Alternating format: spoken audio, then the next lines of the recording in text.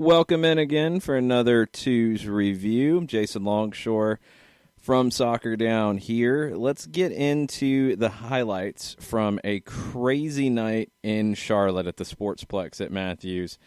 Atlanta United 2-3, Charlotte Independence 3. Here's how it sounded on ESPN Plus, thanks to the USL Championship for making this available.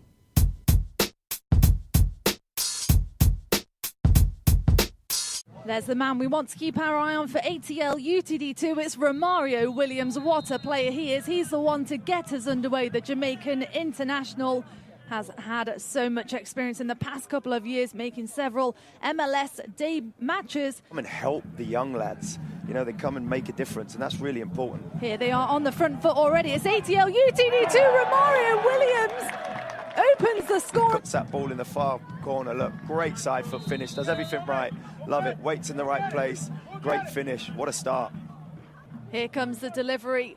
Good ball in. Oh, and just off the post. What a chance that was for the Independents. Metcalf dropping back, dispossessed by Enzo Martinez, who picks up the pace as he approaches the top of the box. He takes the strike and it's off the woodwork. Here's the follow-up there. What an opportunity that was for the Independents to equalise. But what I love, look at this little shimmy here. Look, he just sends a defender the wrong way onto his left foot, and he knows exactly what he's... Drops one back to Romario Williams. This is dangerous, and he makes it too. Just here, look, stops it.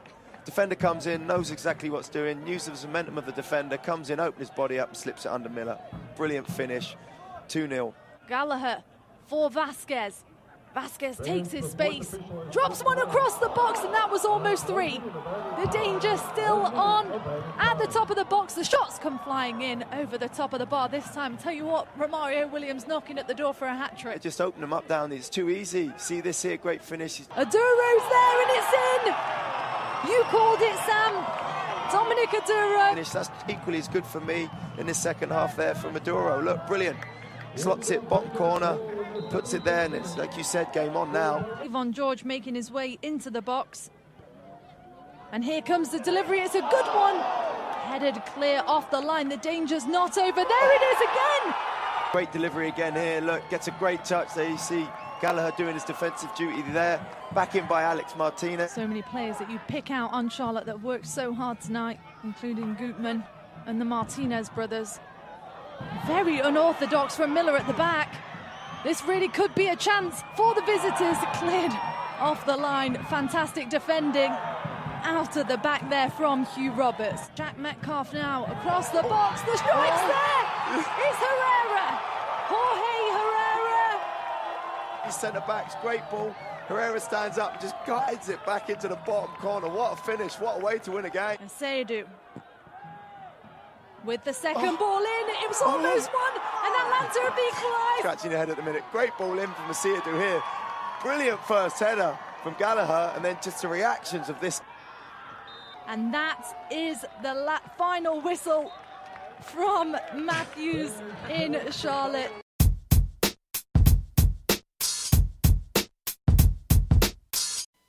Poppy Miller and Sam Stockley on the call for ESPN Plus.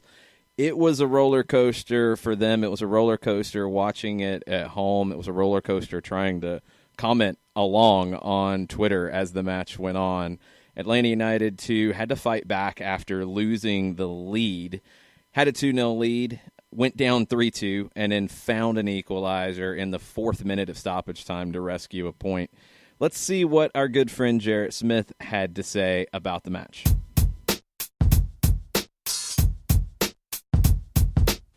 Well, that certainly was something. Atlanta United 2 with a 3-3 draw with Charlotte.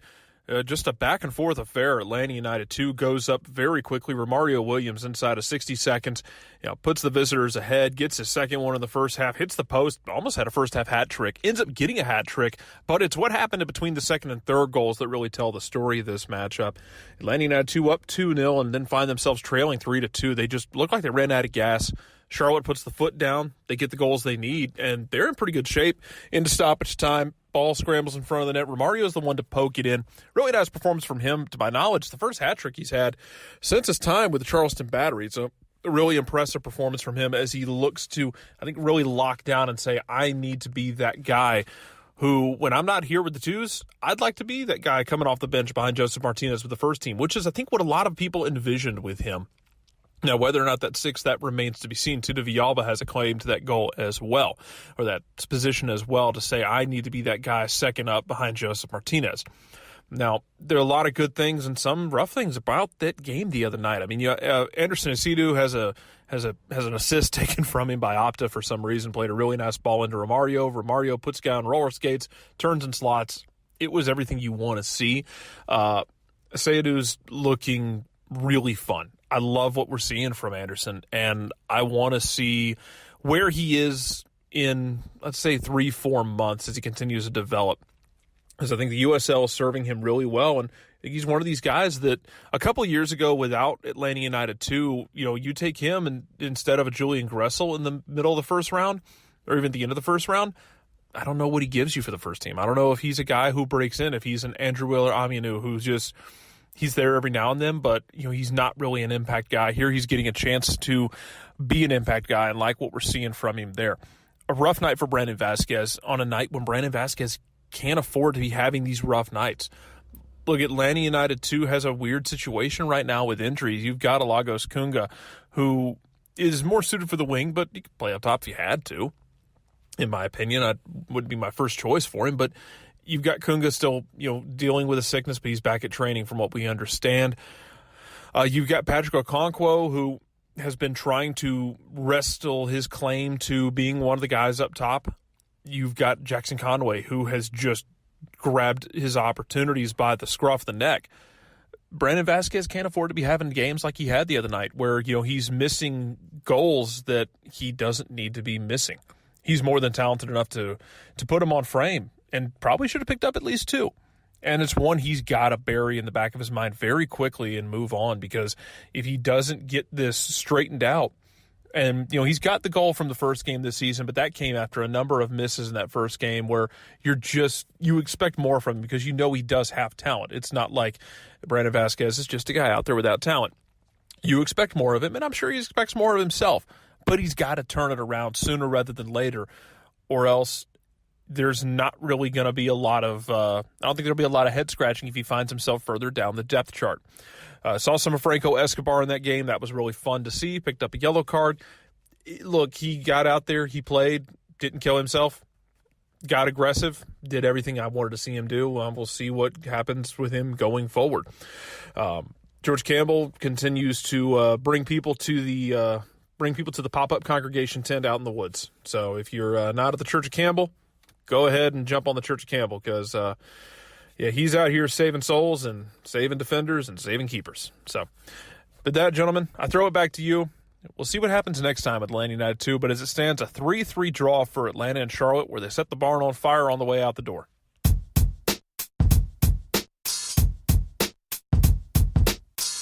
All right, John. So it was a wild one in Charlotte for the 2's. I'm going with wild as the descriptor, although we could probably come up with about 57 other ones. Mm-hmm. It started out great, then it got really bad, then it got weird and kind of good. 3-3 is your final, but this thing took so many twists and turns at the Sportsplex at Matthews. Yeah, and you look at what went down, say, in the first, 37, 40 seconds? Yes. And you look at that and you go, okay. And then the great individual effort, and that's what's going to stick in my mind, at least as we're talking about the beginning of it, the great individual effort for goal number 2 for Romario, where he basically stops, hits the B button, works it around, slots it with the right foot, and you make it 2. And then at about 70 or 75, you kind of hit the wall. But the 2 subs that Coach McGinnis made, Kevon George and Jorge Herrera, who is 38 years old. I mean, that to me is just 38, and he's still doing what he's doing. Give it 2-2, but then it's 3-2, and you're sitting there going, okay, how does the team respond from there? And Romario responds, and it's 3-3. So crazy, wacky, wild, out of control, stretched, open. There are about 38 different adjectives that you can use, but I think that to take from this one, for me, first and foremost, is the fact that ATO UTD2, once they were down and the field had tilted and it was the back and forth game, they didn't quit and found a way to get the equalizer from Romario at the death to come away with 1 point. Yeah, let's go through from the beginning. Romario Williams gets the early goal, assisted by John Gallagher, Brandon Vasquez. He gets another one late in the first half. Should have been assisted by Anderson Aseyadu. I'm still talking to you. Still robbed. He still does not have that assist. He had the pass to Romario, and it was great individual work by Williams to turn and lose the defender and slot it home, but Aseyadu should have an assist there. You go into the halftime break. Atlanta had 8 shots, 4 on target in the first half. Charlotte had 7, but only 1 on target. For the first time all season, Atlanta United 2 did not dominate possession here. They had 46.8 of it in the first half, only 41.5 in the second to finish at 44.3. That's different. They also came out in a different way to play this. They came out in a 4-4-2. Back line, left to right, was Guillermo Benitez, Lawrence Wyke, George Campbell, Franco Escobar. We'll talk about him in a minute.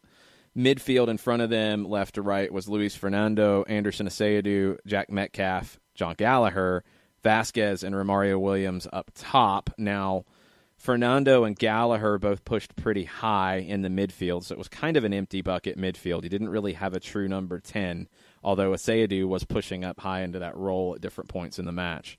So different way to play, different tactics, and that change in the possession style. Now, this is the first time we've seen it, so we don't want to jump to conclusions, but Charlotte came out, even in the first half, when they did look like they were having some problems with Romario Williams. They did look like they were having some problems with Atlanta's speed. They still were in the game and they were creating opportunities. But then the second half, you're right, the substitutions is what changed it. Kevon George and Jose Herrera both get the second and the third goals. Charlotte had 13 shots, 5 on target in the second half to get back into this. What part of Atlanta's second half collapse worried you the most? Ooh, wow. As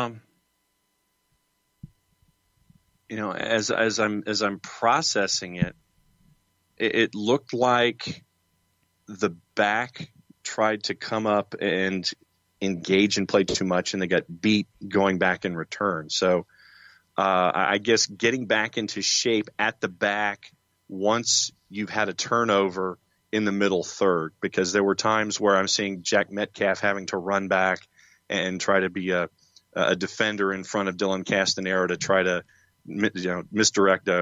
deflect a shot out so there can be a corner. So I think it was just returning back to shape after a turnover was what got to me the most.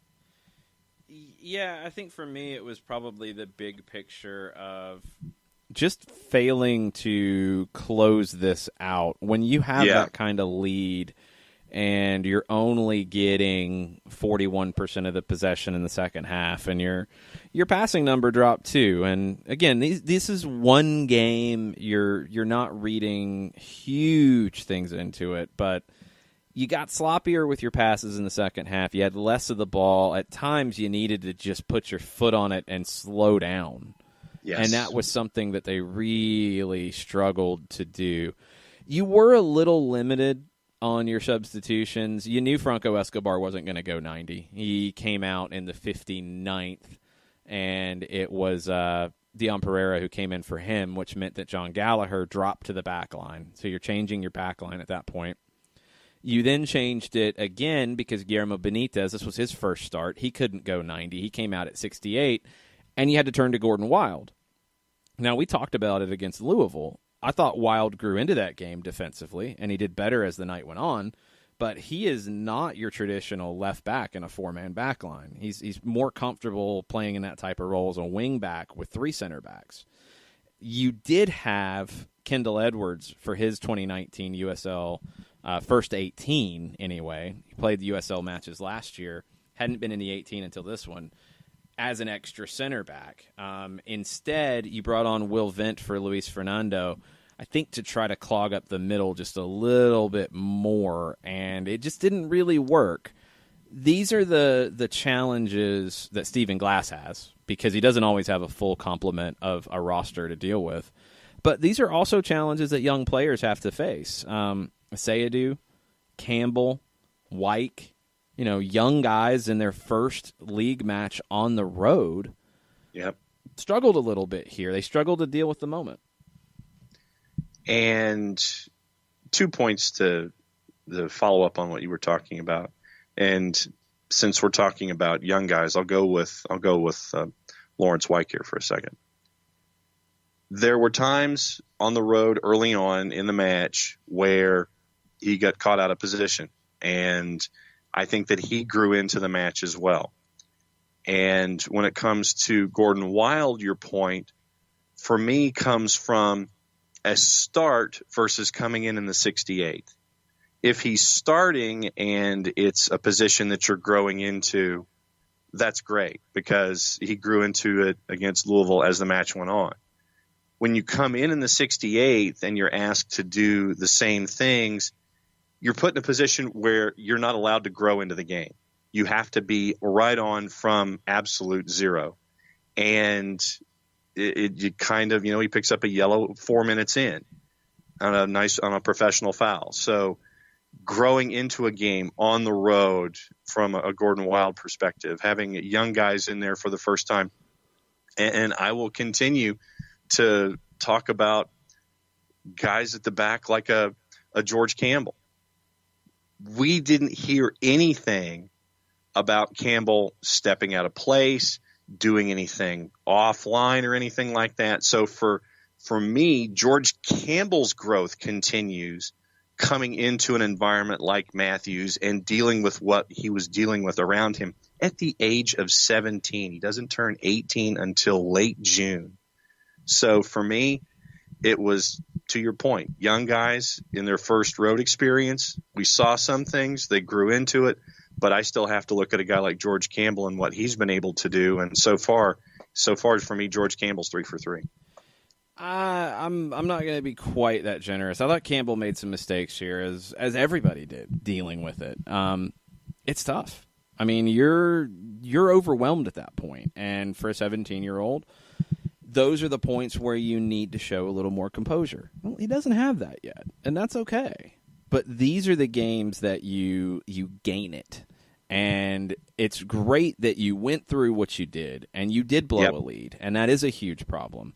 But you rescued a point. So you're coming out of it with lots of lessons to learn, but not dropping all the points. Now, you dropped 2, and you had this game done. But last 15, after Georgia's goal in the 85th, it looked like you were done. And it was far more likely for Charlotte to get another one, and they did with Herrera in the 93rd. The response after that was great, and that's going to rescue this. This is one of those that I think, and I don't know what the plan was afterwards, this is one of those that you don't want to look for deep meaning right after it because of the roller coaster ride you were on. You want to let it sink in a little bit. But there's so many things you can pull out of this to show Campbell, to show Wyke, to show Gallagher when he dropped to the back line, to show Wild. You need to be better here. To show Sayadu. You need to be better here. Don't risk this ball here. Keep it. Hold it in the situation. To show Brandon Vasquez, who I thought had a really rough night. Vasquez had a number of opportunities to put the game away, and he didn't. And it goes back to that thing that we talk about a lot. When you let teams hang around, things can happen sometimes. And the way this game was tilting, you needed the third goal badly, and you had opportunities to find it. I thought it was one of the worst performances we've seen from Brandon Vasquez in front of goal. We did see that earlier this year, too. He had another bad night in front of goal. He did get a goal at the end to make you feel a little bit better about it. But this is a player who, in 2017, was a big part of the first team getting opportunities. Middle of 2017, he was scoring goals in MLS. He was scoring goals in the Open Cup. He was, I thought, the best player in the Open Cup match against Charleston. We saw him last year in USL look pretty good at times, a little more inconsistent. He's had some injuries, and it's really looked like he struggled to regain that confidence that we saw him play with just a couple of years ago. Yeah, and obviously I think we're going to be keeping an eye on Brandon and where and what he does to develop and get on the right track is where I'm trying to say. And all of these opportunities that he's had in front of goal that he hasn't closed down. When he did score the goal with that right foot, he didn't celebrate because he knew that opportunity was there earlier in the match for him to put something away. So I'm going to be looking at Brandon to see how he adjusts and how he moves forward from what we've seen in these first three matches. And obviously a lot of folks are going to have 2017 as a part of their evaluations of Brandon going forward. But I want to see what he does coming out of this particular match. And with a week off, I think that it'll help him and it will help everyone else continue to learn, because sometimes you don't need to be on the pitch to learn, and these off weeks are good things for the 2's and for teams in general when they want to try to apply lessons like the ones that we hope were learned against Charlotte. Yeah, before we start to look ahead, a couple other numbers as you dig into the stats a little bit here from Charlotte. Vasquez had 6 shots, 1 on target in the night, and he had some bad misses. So that's something that's going to have to change going forward. You're going to have a lot of pressure from players coming through. One, Lagos Kunga, who has been out sick early this season, he returned to training last week. You'd expect to see him with the 2's sooner rather than later. You look into some of the passing numbers. Jack Metcalf led the way, 84% passing, 51 passes, led the team in both categories, 26 passes in Charlotte's half of the field. Metcalf did everything you'd ask from him as a captain. You look at some of the other passing numbers. You had more guys under 70% passing than you'd like to see. Romario's one thing. His passes are a little bit different in the final third. Luis Fernando, you want to connect more. Franco Escobar coming back from injury, first game of 2019. Sloppy, but that's to be expected. Benitez is one that we've seen him look really good in substitution appearances. Here, he was not as effective from the start. That needs to change. Vasquez really struggled passing as well. Crosses, Gordon Wild, in a limited amount of time, came in, was pretty good getting the ball from wide positions into dangerous ones. John Gallagher on the right side did the same. On the defensive side, some of the numbers that stand out, Lawrence Wyke led the way in tackles with 5. Campbell led the way in clearances with 4. Vasquez was good in terms of interceptions with 4 interceptions. His pressing, he's deceptively quick. You look at his size, you don't think he's that fast to jump into a passing lane. He's actually pretty good at that. But he lost possession a lot. He struggled with the passing. He struggled with the finishing.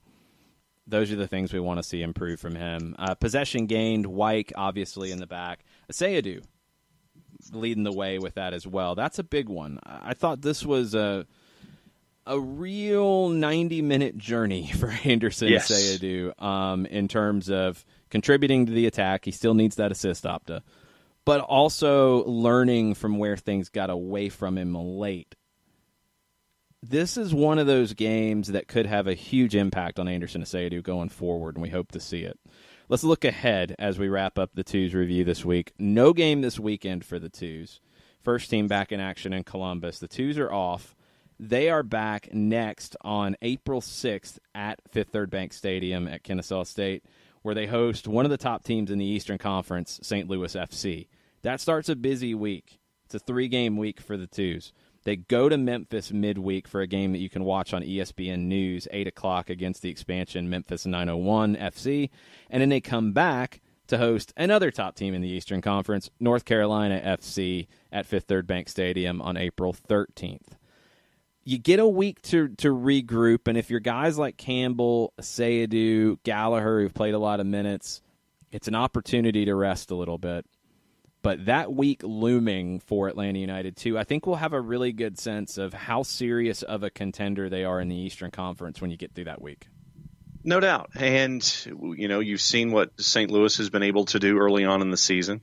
And having the expansion bunch at AutoZone Park going up against 901 FC in Memphis, I think that's going to be a good gauge to see what Memphis has put together, and then see where they are in match week 4 or so. North Carolina FC, we know what they did to the two-time defending champs out of the blocks in week 1. So I think, to your point, I think that 3-game stretch in a week will tell you where Atlanta United 2 is when it comes to this season. And I think that also we're going to get a good look at a bunch of different faces. And I think that Stephen Glass will be able to see a lot of different guys putting in some reps that are going to have value later on in the year when it comes to the schedule as well. So I'm looking forward to seeing what the 18s look like in that week, because, we're probably going to see, some academy guys that are going to be a part of the process too. And we'll see the growth of those individuals, hopefully.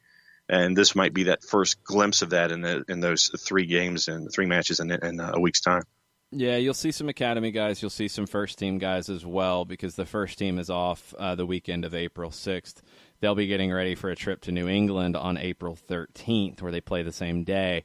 That's where you could see more of the academy guys get time against North Carolina FC. You might see some first-team guys mixing in those first 2 games on April 6th and April 10th. Busy week upcoming after a week off for the 2's. Thanks, everybody, for checking out another edition of the 2's Review. We'll be back after St. Louis to talk about how that one goes. And I can't wait to see how the team responds to this one. Their response in the match was good to get a point. The disappointment of dropping the 3 points has to be felt as well. It was a mixed bag in Charlotte. One of the craziest games you'll see. If you haven't had a chance to watch it, it's still available at ESPN+. It will be available on YouTube as well. I believe it is a couple of days after the match. You can watch it on YouTube. So check that one out. It's a fun watch. Check out the Romario Williams show. We'll be back with the next 2's Review after St. Louis. Adios.